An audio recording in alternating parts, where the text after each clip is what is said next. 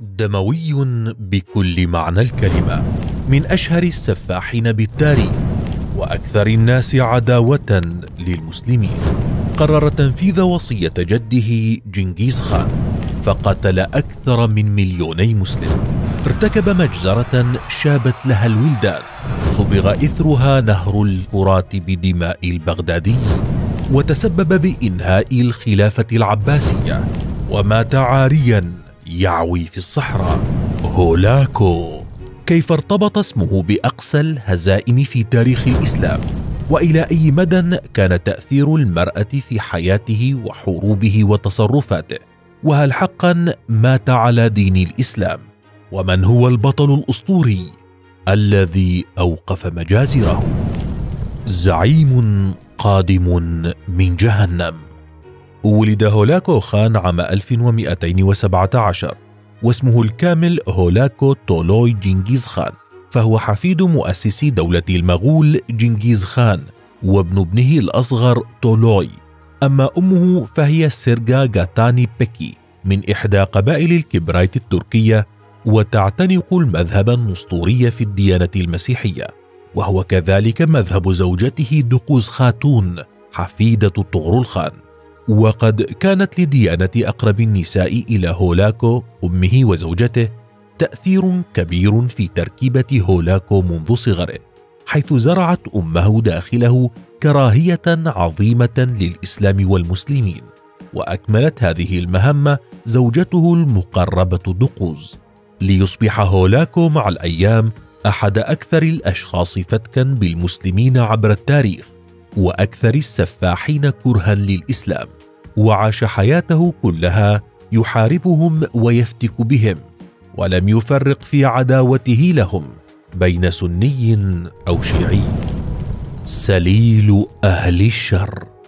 عام 1255، وتنفيذا لوصية جده جنكيز خان، قرر الإمبراطور المغولي مونوكو خان أن يتابع غزو المغول للعالم، ورسم خطة قامت على تجهيز حملتين عظيمتين، سلم قيادة إحداها لأخيه قبلاي ووجهها نحو الصين، بينما جهز الأخرى بقيادة أخيه الأصغر هولاكو، الذي كان حينئذ يبلغ 36 عاما فقط. فخرج هولاكو على رأس جيش قوامه 250 ألف جندي، هم من صفوة جنود وقادة ومقاتلي المغول، وتوجه على رأسهم نحو العالم الإسلامي بشقي السني والشيعي. كان تكليف الإمبراطور مونوكو لأخيه وفق تعليمات محددة: حارب كل من يتحداك، رحب بكل من يرحب بك، اتبع عادات وتقاليد المغول، طبق قوانين جدك جنكيز خان في دستور إلياسا، اسحق كل من يعترضك ولو كان خليفة المسلمين نفسه، وأخيرا ادخل بلاد الإسلام من ضفاف نهر جيكو. ترتيبات الاجتياح الكبير. كملت ترتيبات هولاكو، وبات جيشه مستعدا تماما للمهمة الجديدة، فبدأ الزحف بداية نحو إيران شرق العراق، وحدد وجهة معينة له، قلعة آلموت المحصنة في إيران، والتي تجمع فيها أفراد طائفة الحشاشين الإسماعيلية، والذين كانوا ينفذوا منها هجماتهم واغتيالاتهم وتحركاتهم في المنطقة. وكانت قلعة محصنة جدا، وتشكل بمن في داخلها وحشا يهابه كل سكان المنطقة. وبالفعل تحركت جيوش هولاكو نحو معاقل تلك الطائفة، وفرضت عليهم حصارا محكما، ودارت في المنطقة معارك شرسة جدا، واستمات أصحاب الطائفة في الدفاع عن قلعتهم، لكن قوة المغول كانت أكبر وأعظم، فانتصروا عليهم وسحقوهم تماما، ونفذوا بحقهم مجازر كثيرة. وبعد أن قضى هولاكو عليهم تماما، بات الطريق معبدا أمامه نحو بغداد، عاصمة الخلافة العباسية آنذاك. فعقد هولاكو اجتماعا بكبار مستشاريه في مجلس حرب، هو أحد أهم مجالس الحرب التي عقدها التتار في التاريخ، إذ اتخذ فيه هؤلاء قرار اجتياح بغداد. وكانت الخلافة العباسية آنذاك ضعيفة مشتتة، إذ اشتهر الخليفة العباسي المستعصم بالضعف والتقلب، وبأنه خليفة لاه وعابث لا يعرف فنون الحرب، وكان ضعفه وقلة حكمته سببا أساسيا في اجتياح المغول، فقد اتسم حكمه للمسلمين آنذاك بالتقلب، وعرف بأنه سلم أمور الدولة للخونة، فخفض عدد الجيش العباسي من 100,000 إلى 10,000 فقط، ولم يعتني أبدا بالقوة العسكرية للدولة. وفوق كل ذلك استجاب لمشورة المقربين منه، فتسبب باستفزاز هولاكو وانقضاضه كالوحش الأرعن على بغداد. ولسنا نقول ذلك لتبرير الهجوم المغولي الغاشم، بل لتوضيح حيثيات الاجتياح من كافة جوانبه. عموما فإن كل المقدمات والأحداث تمازجت جميعا لتكون نتيجتها المجزرة الأكبر بالتاريخ. أما السبب المباشر الذي استفز هولاكو فهما تصرفان للمستعصم. الأول رده على رسالته الأولى التي طلب فيها من المستعصم مده بجيوش لمساعدته في حربه ضد الطائفة الإسماعيلية، إذ رفض المستعصم حينها مساعدته. أيضا رده على رسالته الأخرى بعد انتهاء حروبه في إيران بأن يستسلم دون حرب وأن يخضع للمغول ويدخل في طاعته ليحفظ أمن دولته واستقرارها وأرواح رعيته. لكن الخليفة المستعصم رفض العرض وقرر المقاومة، ولم تكن آنذاك مقاومة بطولة وشجاعة، لأنه كان يعرف تماما قدراته وقدرات جيشه، ويعلم أن دولته كانت في أضعف حالاتها، تعمها الفوضى والخلافات التي وصلت إلى مستوى قادة الجيش. لكل تلك الأوضاع أكد المؤرخون أن المستعصم كان يعلم ضمنيا أنه لن يستطيع الوقوف في وجه جيش متوحش كجيش المغول، لكنه أذعن لمستشاريه وأشهرهم ابن العلقمي، ما تسبب بأفظع مجزرة بالتاريخ. إليكم تفاصيلها المؤلمة، لكن لا تنسوا الاشتراك وتفعيل زر الجرس. الانطلاق الوحشي. من همدان بإيران وعلى بعد 450 كيلومترا انطلق الجيش المغولي الذي قسمه هولاكو إلى 3 أقسام. الأول وهو القلب، كان القسم الرئيسي وتسلم قيادته هولاكو بنفسه، وأمدته فرقة جاءت من روسيا وفرق مساعدة من الفرق المهمة بالجيش التتري. القسم الثاني وكان الجناح الأيسر لجيش التتار بقيادة كتبغانويان الذي كان يعد أفضل قادة هولاكو. هذا القسم من الجيش تحرك نحو بغداد بمحاذاة الفرقة الأولى إلى الجنوب كي يضمنوا عدم كشف العدد الحقيقي للجيش المهاجم من قبل عيون الدولة العباسية. أما القسم الثالث فتمركز على أطراف الأناضول شمال تركيا الحالية، وقاده المغولي بايغو، فحاصر بغداد من الشمال ثم التف عليها من الغرب، بينما حاصرتها فرقة هولاكو من الشرق وأحكمت قبضتها من الجنوب بفرقة كتبغانويان ليقتحم المغول بغداد التي كانت آنذاك عاصمة الحضارة في العالم، وكانت تضم مكتبة ضخمة فيها إرث ثقافي يعد كنزا تاريخيا كبيرا. مجزرة تشيب لها الولدان.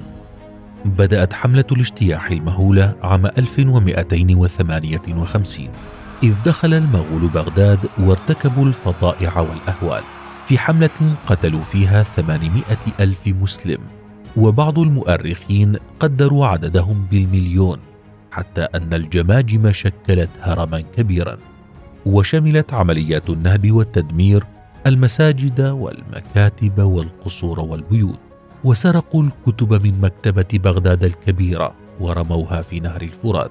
وتذكر بعض المصادر أنهم وضعوها وعبروا بها نهر الفرات، وأن مياه النهر تحولت إلى اللون الأسود بسبب حبر الكتب، بينما يقول مؤرخون أن أنهار بغداد صبغت بلون دماء البغداديين لكثرة القتلى. وبعد أن انتهى من النهب والتدمير توجه بجنده لقصر المستعصم، وحكاية إعدامه لها رواية غريبة، إذ يقال أن هولاكو أخرج كل المجوهرات من قصر المستعصم وأمره بأكلها لأنه لم يبن بها جيشا يدافع عن بلاده، ما أدى إلى اختناق المستعصم بالمجوهرات وموته. أما قادة العباسيين فقطع هولاكو رؤوسهم وأرسلها إلى حاكم الموصل ليعلقها على مدخل مدينته. وبقتل المستعصم وأسرته أنهى هولاكو عصر الخلافة العباسية. ما بعد اجتياح بغداد. بعد بغداد توجه هولاكو نحو بلاد الشام، فاستطاع السيطرة على حلب وحمص ثم دمشق، التي ما أن وصل جيش المغول أبوابها حتى هرب سلطانها الناصر يوسف الأيوبي. وبذلك لم يتبقى أمام المغول إلا مصر، التي كانت تحت حكم السلطان سيف الدين قطز. فأرسل له هولاكو رسالة يهدده ويتوعده ويطلب منه الخضوع لحكمه والاستسلام، لكن قطز رفض الإذعان وقابل التحدي بتحد أكبر، وخطب في جنده خطابا مؤثرا حتى أبكى فيه، ليشعل فيهم الحمية والحماسة ضد المغول. ولم ينتظر مجيء هولاكو إليه، بل خرج على رأس جيش عظيم رفدته جنود من الشام والتركمان. وكان قطز آنذاك بمثابة البطل الذي أنقذ المسلمين وكسر شوكة العدو الذي شكل كابوسا مخيفا للعالم الإسلامي كله حينها، إذ انتصر المسلمون على المغول في معركة عين جالوت، وأوقف المظفر قطز بذلك زحفهم على المسلمين وطردهم من المناطق التي احتلوها. هل أسلم هولاكو؟ بعد هزيمة هولاكو حاول كثيرا أن يعيد أمجاد المغول، وطلب دعم ملوك أوروبا لكنهم خذلوا، وضعف المغول بسبب الخلافات بينهم على الحكم وانقسامهم، حتى أن ابن عم هولاكو بركة خان تحالف مع الظاهر بيبرس وحارب هولاكو في الفترة التي دخل فيها أحد فروع المغول الإسلام، وانقلبوا من عدو أول للمسلمين إلى معتنقين للإسلام وناشرين له. وبعد ذلك استقر هولاكو في بلاد فارس، إذ كان رغم دمويته ووحشيته مولعا بالثقافة والحضارة الفارسية، فقرب إليه علماء فارس وفلاسفتهم، ومنهم أبو جعفر نصير الدين الطوسي عالم الدين الشيعي، الذي صحبه معه في غزوه لبغداد وقربه إليه. وقد ذكرت روايات أنه تمكن من إقناع هولاكو باعتناق الإسلام حين رغب في الزواج من أميرة مسلمة، فأخبره بأنه لا يستطيع ذلك إلا إذا أسلم ونطق الشهادتين، ليستجيب له حفيد جنكيز خان ويعلن إسلامه. لكن الإمام شمس الدين الذهبي يعلق في كتابه تاريخ الإسلام على هذه الرواية بأن هولاكو أسلم بلسانه فقط ولم يدخل الإسلام قلبه.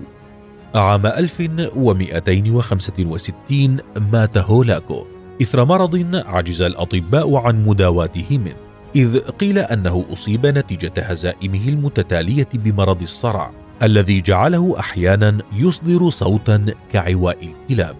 وحتى جنازته وصفت بالوحشية، إذ هي الجنازة الوحيدة التي يذبح فيها إنسان كقربان ليدفن عدو الحضارات في جزيرة قرب بحيرة أورميا.